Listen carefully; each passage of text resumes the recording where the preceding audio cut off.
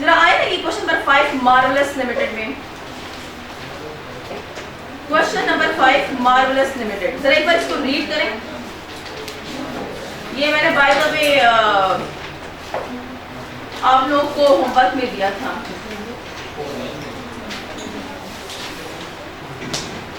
इधर एक word use हुआ है TFC के नाम से, नजर आया?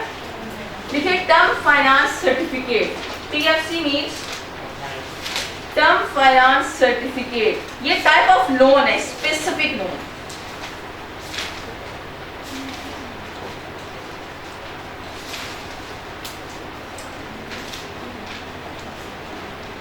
On 1st January 2012, Marvelous Engineering started construction of its new factory. Work started. Date.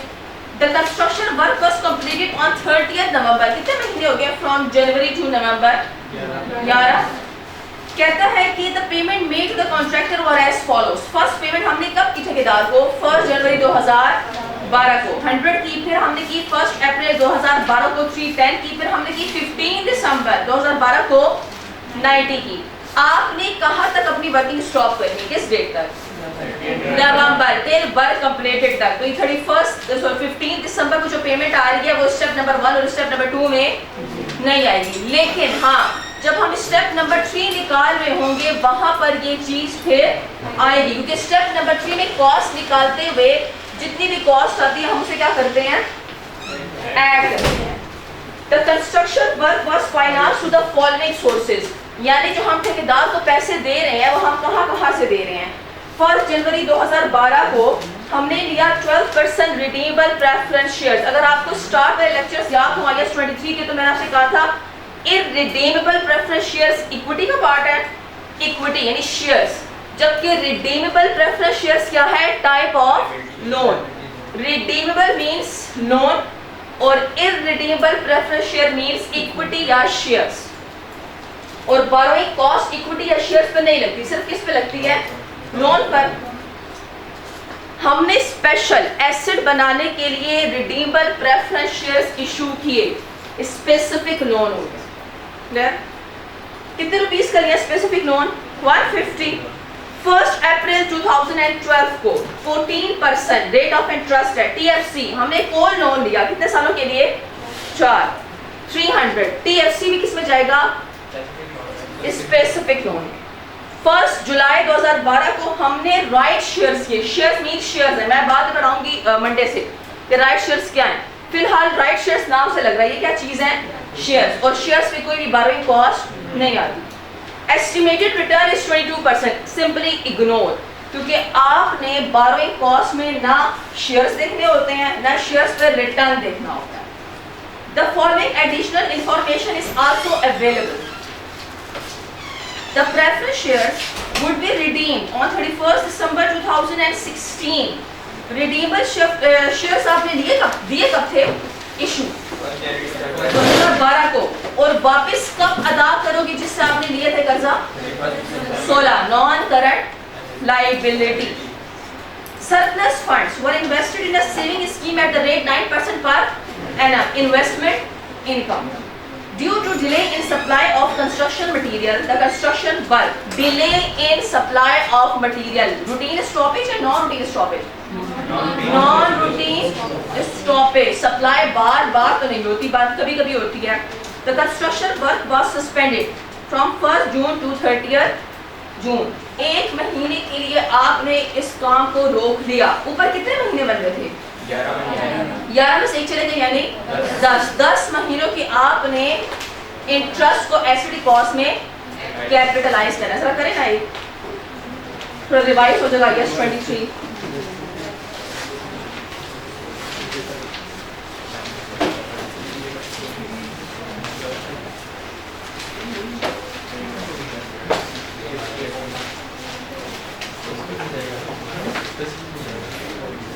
मैंने होमवर्क में 8 सवाल दिए थे ना? चले 2 आज हो जाएंगे, फिर साथ बाकी भी करते जाएंगे।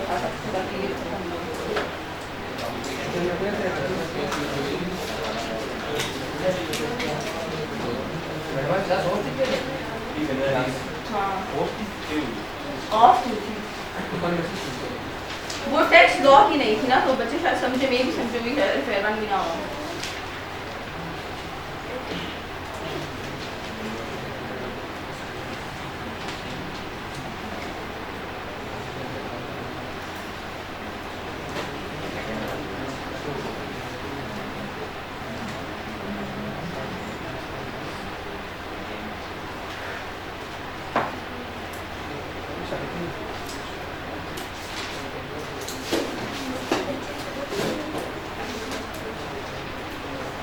पीछे बैठ जाए ना, जहाँ ठंडा है, यहाँ क्या करेंगे, मारेंगे इसको।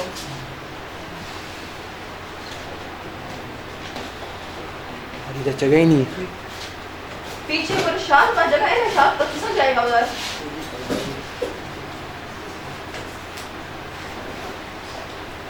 शाह साहब आपको भी याद है, क्लास भी होती है, पढ़ना भी होता है जॉब के लिए।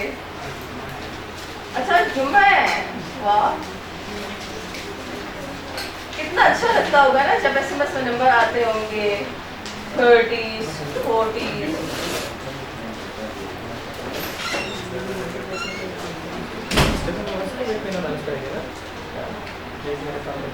ये कौन सा lecture 37 30 8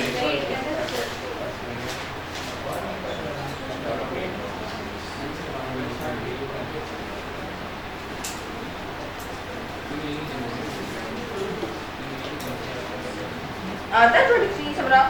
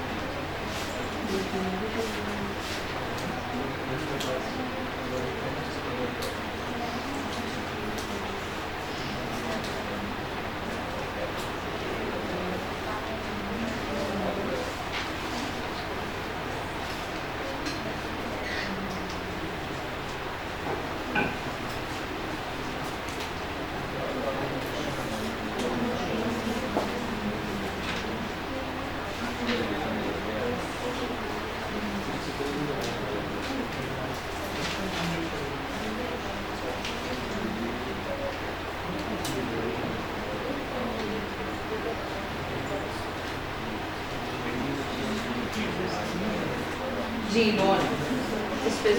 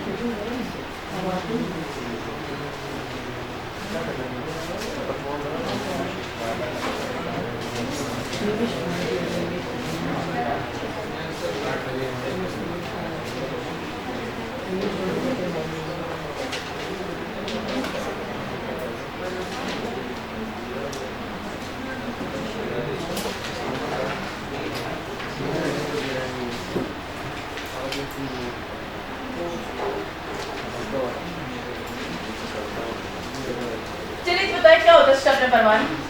letter of work started, loan obtained, first construction payment. किस दिन आपका काम स्टार्ट हुआ? 1 जनवरी 2012. ये भी 1 जनवरी को आपने लोन लिया और फर्स्ट कंस्ट्रक्शन पेमेंट भी 1 जनवरी 2012 को की है. आगे वो आपसे कहते हैं लेटर ऑफ से लेकर स्टार्ट सजेशन कहाँ तक होती है? Work completed.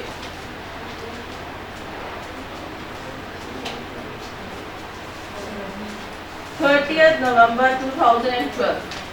कितने महीने हो गए हैं? 11 में से एक महीना गया नॉन रूटीन स्टॉपेज. 10 मंथ्स कि इंटरेस्ट को आप एसडी कॉस्ट में क्या करेंगे? कैपिटलाइज. स्टेप नंबर 2 याद है हम वो एक बनाते थे रिसीट पेमेंट स्केड्यूल.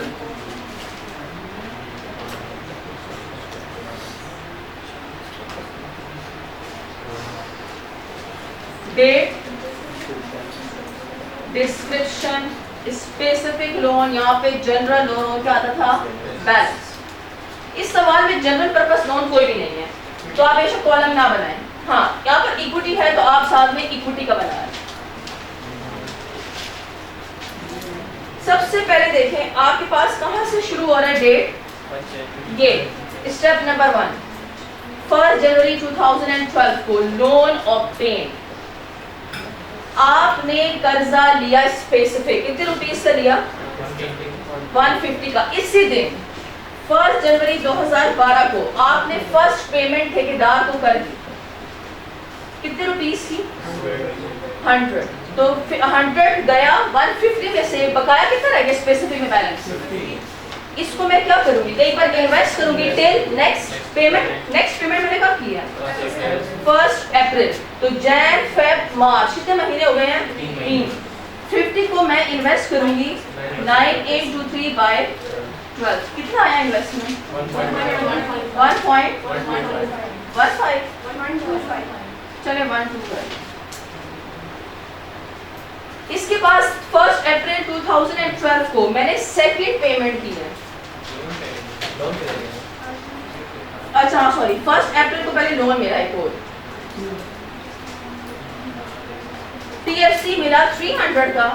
ये स्पेसिफिक में चला गया ऐड हो गया प्लस क्योंकि जब लोन मिलता है आपके पास पैसे आ जाते हैं.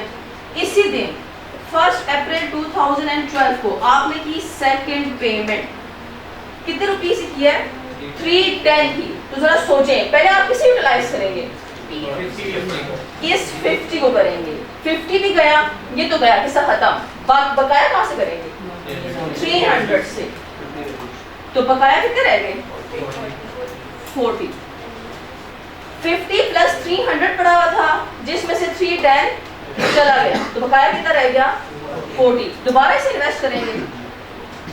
इनटू नेक्स्ट पेमेंट आपने फिर कब किया? 1 जुलाई 2012 को थर्ड पेमेंट.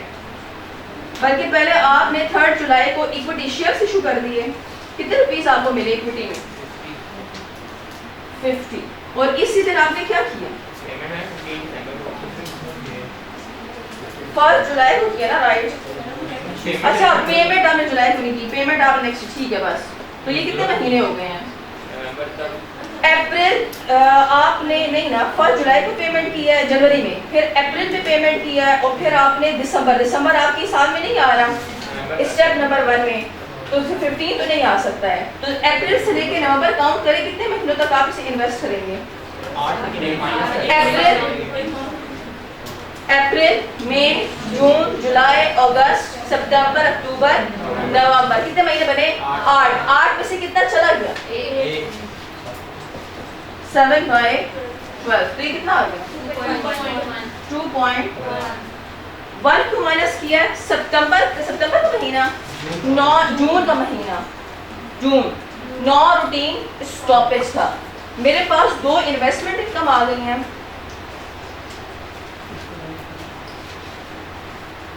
स्टेप नंबर 2 का आगे क्या होता है, borrowing cost to be capitalise. सबसे पहले करें वो जो आपने लिया था रिडीमेबल प्रेफरेंस शेयर्स, कितने रुपीस के रिडीमेबल लिए थे 150, रेट ऑफ इंटरेस्ट कितना था 12 इनटू कितने महीने करेंगे। स्टेप नंबर 1 में देखें 10/12,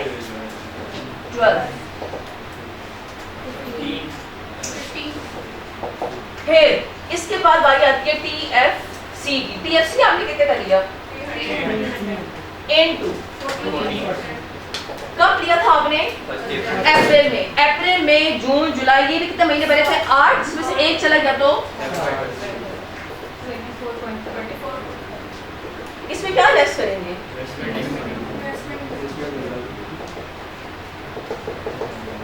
दो थी 1.12 और 2.1, तो कितना आया borrowing cost to be capitalised 36.8